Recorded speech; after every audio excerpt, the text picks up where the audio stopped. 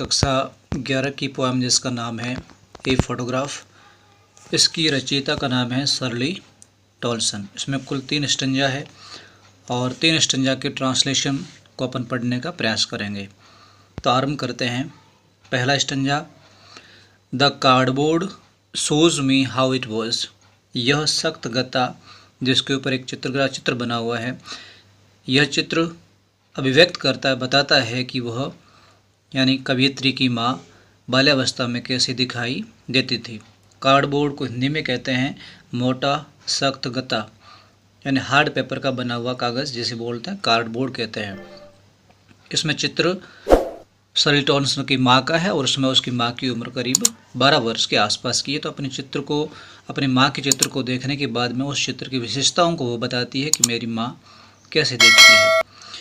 When the two girl cousins went pedalling, इस चित्र में दिखाई दे रहा है कि उसकी 2 चचेरी बहनें, कजिन्स यानी चचेरी बहन होता है, वेंट पेडलिंग, पेडलिंग का अर्थ होता है उथले पानी में चलना। तो उस चित्र में दिखाई दे रहा है कि उसकी 2 चचेरी बहनें उथले पानी में उसकी अंगुलियों को पकड़कर, उसके हाथ को पकड़कर चल रही है।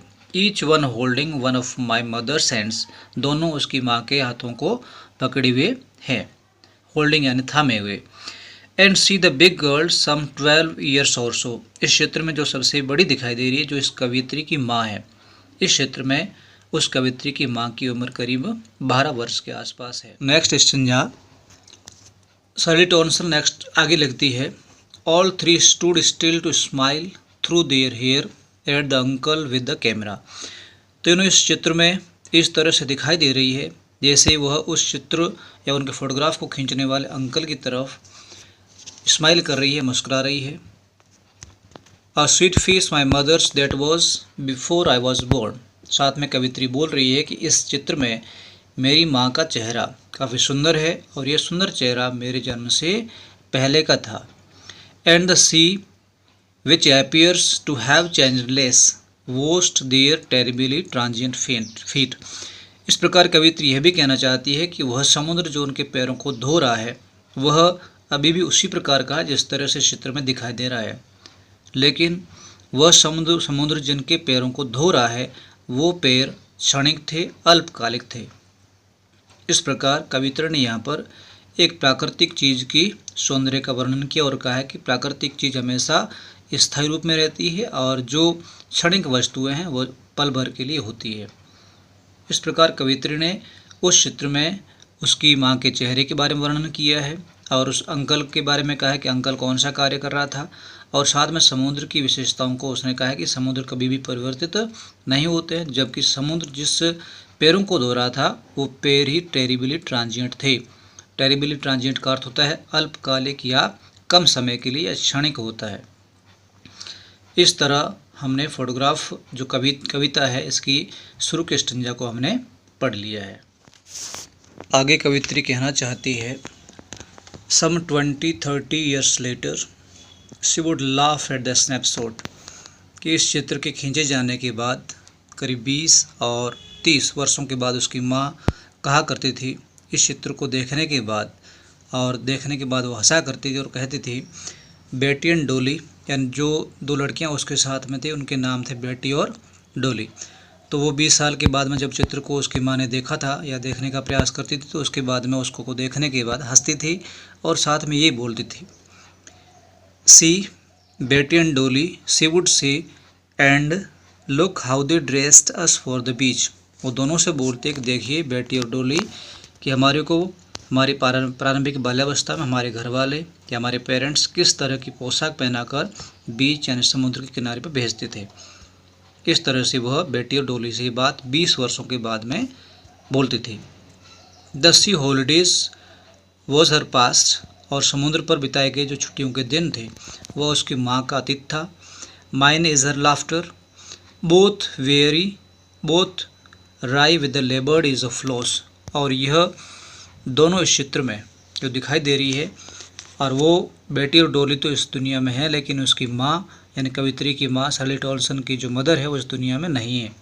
इसलिए बोलती है, कवित्री ने कहने का ये प्रयास किया है कि उसकी माँ का हंसना या उसकी माँ जो चित्र में हंस रही है वह उस कवित्री के लिए अतीत बन गया था और दोनों का जो चेहरा है, कवित्री का और कवित्री की माँ का, दोनों चेहरे किसी राहत को पाने की कठिन कोशिश में विकृत हो गए थे। लेबर्ड का अर्थ होता है परिश्रम होता है, कठिनाई से प्राप्त होता है। ईज का अर्थ राहत या चैन होता है। लॉस का अर्थ हानि होता है। इस तरह से हम कह सकते हैं कि यहाँ पर इस चित्र में उसकी माँ का हंसना उसकी माँ के लिए अतीत था और इस कवित्री के लिए उसकी माँ एक अतीत बन चुकी है, उसके लिए पास्ट बन चुकी है। द फोटोग्राफ कविता की जो अंतिम लाइन है, इसमें कवित्री ने अपने दुख को प्रकट करते हुए कहा है कि उसे दुख किस बात का है और उसकी माँ इस दुनिया में है या नहीं है। इन लाइनों में उसने कहने का प्रयास किया है। तो अपन आरंभ करते हैं ट्रांसलेशन अंतिम लाइनों का। Now she had been dead nearly as many years as that girl lived. यहाँ पर उसने कहने का प्रयास किया है अब उसे अर्थात कवित्री की माँ को मरे हुए करीब उतना ही समय व्यतीत हो चुका है जितना उसने एक बाल्यावस्था के रूप में, लड़की के रूप में जिया था। अर्थात उसकी माँ को मरे हुए 10 से अधिक वर्ष हो चुके हैं। आगे वो कहने का प्रयास करती है and of this circumstance there is nothing to say at all. अब उसने कहने का प्रयास किया है कि मुझे इन परिस्थितियों के बारे में कुछ भी कहने की आवश्यकता नहीं है, मेरे पास कुछ भी कहने के लिए शेष नहीं रह गया है। यानी वह उस परिस्थिति से बचने का प्रयास कर रही है, अपनी माँ की स्मृति को याद करने का प्रयास वो नहीं करना चाहती है क्योंकि मेरे पास में कहने के लिए कुछ नहीं, ऐसा कवित्री बोल रही है। आगे बोलती है इट्स साइलेंस साइलेंसेस, अर्थात यह कुछ नहीं कह पाना शांत वातावरण को और अधिक शांतिमय बना देता है। यानी वो कहती है कि मैं जितना अधिक उसके बारे में याद करूँगी मैं उतना ही अधिक व्यथित या दुखी हो जाऊँगी। इसलिए वो कहना चाहती है कि इस शांत वातावरण को और अधिक शांत बना देती है जब वो अपनी माँ की स्मृति को लाती है या उसे याद करती है। इस प्रकार कवित्री ने इस फोटोग्राफ पाठ के माध्यम से 3 दशाओं को उसने बताने का प्रयास किया है। पहला, जब उसकी माँ 12 साल की थी तो उस फोटोग्राफ में अंकल उनका फोटोग्राफ ले रहा था और किस तरह से वो रिएक्ट करी थी, बिहेव करी थी और कितनी आनंददायी माहौल में जी रही थी, वो बोलने का प्रयास किया गया है। फिर उसके बाद में चित्र को खींचे जाने के 20, 25 या 30 साल के बाद में उसकी माँ ने उन अपने कजिन्स को क्या कहा था वो उसने अभिव्यक्त किया है। और अंत में उस चित्र को देखने के बाद में इस कवित्री का खुद का रिएक्शन क्या है अपनी माँ को लेकर, इसे उसने अभिव्यक्त करने का प्रयास किया है। इस तरह हमने फोटोग्राफ का संपूर्ण अनुवाद कर दिया है।